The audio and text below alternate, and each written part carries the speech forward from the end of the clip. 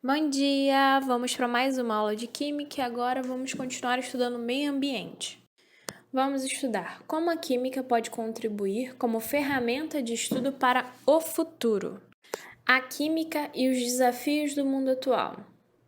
Então, analisando os 17 Objetivos de Desenvolvimento Sustentável propostos pela ONU, notamos que em alguns deles não desenvolvemos necessariamente o desenvolvimento de novas tecnologias, mas sim uma ação efetiva por parte de políticas públicas.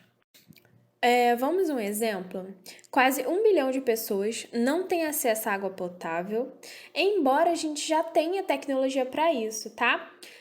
Similarmente, a falta de saneamento básico é um fator relevante na propagação de doenças, tornando-se assim um problema de saúde pública. O nosso cenário atual não é uma exceção, uma vez que inúmeros municípios do Brasil não possuem sistema de coleta e tratamento de esgoto adequados. Além disso, até mesmo nas grandes cidades é possível ver o despejo irregular de efluentes em rios e lagoas. No entanto, alguns objetivos, de fato, envolvem desafios tecnológicos a serem superados, como o desenvolvimento de materiais ou processos mais eficientes, na síntese de novos fármacos a serem usados no tratamento de doenças ou nas novas formas de gerar energia de forma limpa. Energia acessível e limpa. A energia elétrica, ela pode ser obtida de diversas maneiras, tá? Por fontes não renováveis e poluentes. Institutos de pesquisa por todo o mundo buscam alternativas renováveis que causem menos impacto ao meio ambiente. A realidade brasileira é diferente de outros países no que diz respeito ao uso de combustíveis fósseis para a frota de transporte. Um elevado esforço mundial para substituir a gasolina e outros combustíveis fósseis usados em automóveis por combustíveis derivados de materiais orgânicos. No Brasil, o uso de etanol na frota automotiva já é uma realidade.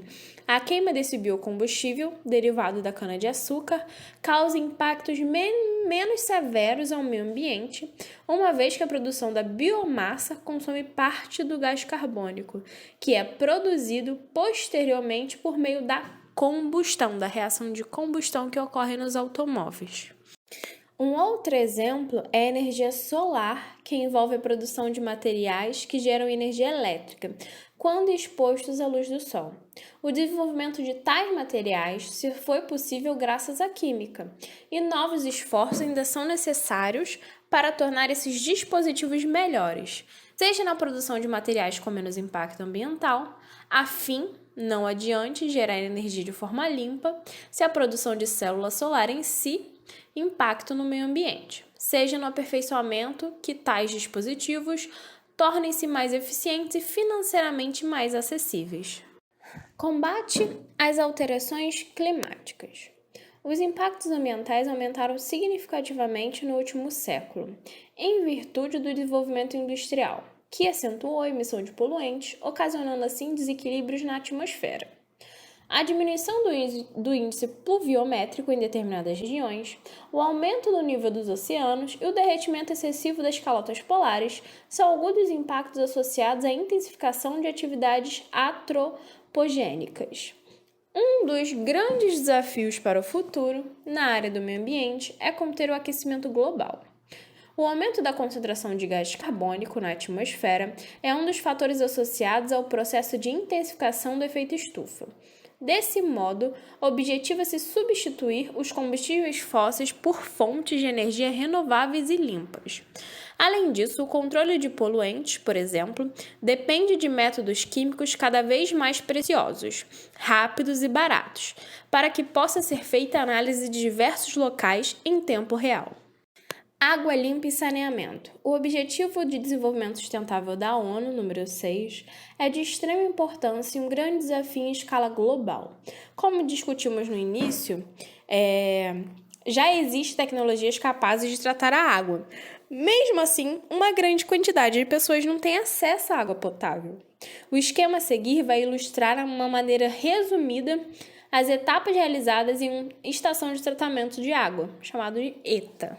Aqui, então, a gente tem o tratamento da água. Então, o grandeamento vai impedir que sólidos grandes, como, por exemplo, troncos de árvore, entrem nesse processo. Coagulação. Então, a gente vai adicionar óxido de cálcio para tornar o meio básico e sulfato de alumínio como coagulante para formar uma substância insolúvel que carrega as partículas de sujeira suspensas na água. Floculação. Então, essas partículas suspensas na água, elas vão se agregar formando flocos maiores, tá? Que serão posteriormente decantados. Então, depois disso, a gente tem a decantação, que a gente já viu que é um método de separação de mistura, baseado na diferença de densidade. Depois, a gente tem a filtração. Então, nessa etapa, a gente vai vir a se reter a sujeira que restou após a decantação. Então, a gente deixa a sujeira decantar, depois a gente passa por um filtro, onde esse filtro ele é bem parecido com, por exemplo, como a gente faz café, né? Então, vai ficar ali nesse processo de filtragem toda essa sujeira que foi decantada, tá? Lembrando que filtração também é um processo de separação de mistura. Desinfecção. Então, a gente coloca cloro com o objetivo de eliminar micro-organismos patogênicos que podem estar presentes na água. Depois, a gente tem a fluoretação. Então, a gente coloca a flúor na água, tá? Geralmente na forma de fluoreto de sódio. Então, essa substância vai ajudar a prevenir o surgimento de cáries. E, por fim, a gente tem a rede de distribuição da água. Embora já existam métodos tradicionais para o tratamento de água, assim como novas tecnologias como a aeroeficiência de desinfecção, esse recurso hídrico ainda não é acessível para todo mundo. No Nordeste brasileiro, onde é a região que mais sofre com a escassez de água, muitos moradores do sertão contam com o sistema de aproveitamento da água pluvial. O armazenamento ele vai ser realizado por cisternas e o tratamento é apenas com cloro. Por mais que não seja o melhor, tá? É a única alternativa dessas famílias. A coleta e o tratamento dos esgotos domésticos e industriais são outro desafio em escala global. A contaminação de mananciais pode dificultar o tratamento dos recursos hídricos, além de propiciar a disseminação de várias doenças. É necessário que a gente seja capaz de detectar e, posteriormente, tratar contaminantes de forma rápida, barata e segura, para que todo mundo tenha acesso. Fome zero. O principal esforço encontra-se em proteger as colheitas contra as pragas. Dessa forma, o desenvolvimento de substâncias que permitem proteger as lavouras contra as pestes, os pesticidas, são fundamentais para o futuro da produção de alimentos. A química tem muito a contribuir nesse cenário, para garantir que as substâncias usadas sejam menos tóxicas ao meio ambiente e aos seres humanos, além de ser fundamental no processo de monitoramento dessas substâncias. É necessário que haja o controle de qualidade dos alimentos, da água e do solo. Outra área de atuação da química está relacionada ao fornecimento de nutrientes às plantas para seu cultivo. O que se iniciou com o processo de Haber-Bosch ainda pode ser melhorado, já que ele gasta muita energia por atuar em altas pressões e temperaturas. Assim, ainda necessitamos de processos de produção de fertilizantes mais eficientes e com menos impactos ambientais. Boa saúde e bem-estar. A expectativa de vida do brasileiro no início do século XX era de 33 anos. Atualmente, esse valor mais que dobrou, sendo superior a 70.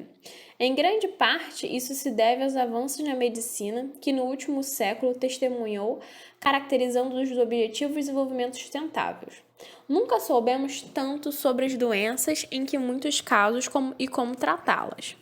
A química tem um papel fundamental no desenvolvimento de tratamento cada vez mais específico e eficiente para as doenças. Ainda assim, temos muitos desafios a serem superados, uma vez que a síntese de novos fármacos podem ser extremamente custosos e o acesso ao medicamento geralmente não é uma realidade para todo mundo. Outro desafio atual na área de saúde é a resistência adquirida por micro-organismos aos antibióticos tradicionais. Portanto, doenças que eram facilmente tratadas desenvolvem variantes resistentes e muito mais difíceis de serem curados. Por isso, atualmente, a compra desses medicamentos no Brasil é realizada exclusivamente com prescrição médica. Agora vamos aos exercícios. O Brasil utiliza uma fonte de energia elétrica, majoritariamente as usinas elétricas. Apesar de ter pontos muito positivos em relação a outras fontes de energia elétrica, como as termoelétricas, as hidroelétricas também causam danos ambientais aos seres instalados e ainda tem um sério problema de perda de energia na distribuição para os grandes centros. Com base nesse contexto, no desenvolvimento de novos materiais, como a química pode otimizar o funcionamento das hidroelétricas? Então, a gente pode desenvolver melhores materiais condutores e criar armazenadores de energia mais eficientes para a gente minimizar essas perdas que ocorrem. Um dos grandes problemas dos centros urbanos está relacionado às enchentes durante as chuvas de verão, que causam mortes, estragos e danos materiais e financeiros. Utilizando seu conhecimento em química, sugira 2 soluções para diminuir ou evitar as enchentes nesses locais. Então, o desenvolvimento de materiais mais porosos para calçados e asfaltos, que facilitam o escoamento da água pluvial, e a criação de materiais superabsorventes para situações emergenciais. Uma outra coisa que pode ajudar também é não jogar lixo na rua, porque a partir do momento que a gente joga lixo na rua, essas correntes levam esses lixos até os bueiros, que acabam sendo entupidos por conta disso. Então, pessoal, por hoje é só, tá? Eu espero que todos tenham uma boa aula, leiam a apostila, não deixem de fazer os exercícios e, em caso de dúvida, entre em contato comigo. Não esqueçam da nossa aula online, tá? Qualquer dúvida é só falar comigo pela aula online.